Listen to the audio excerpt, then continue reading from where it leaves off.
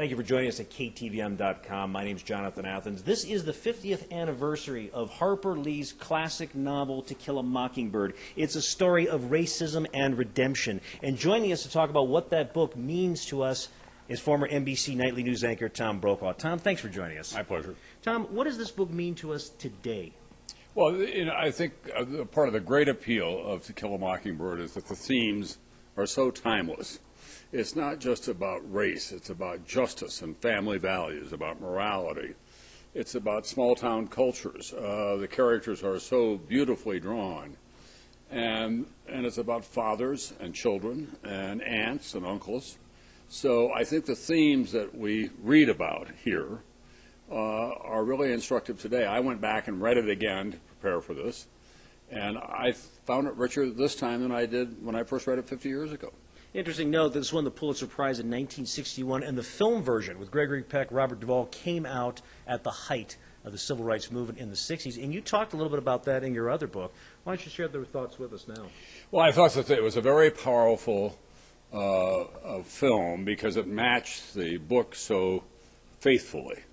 And it was one of those occasions in which all of America got to have an opportunity to look at how justice can be miscarried, but also how good people in the South, not just black civil rights demonstrators, but white lawyers and other people, were standing up for the right issues. I was with a friend recently, a longtime friend of mine who was very active in the civil rights movement, an African American, and we were at a cocktail gathering with younger people, and they all wanted to talk about the great civil rights leaders. And my friend said, you've got to remember that there are a lot of white people who helped us, a lot of lawyers, a lot of people who stood up when it was difficult to do in their community.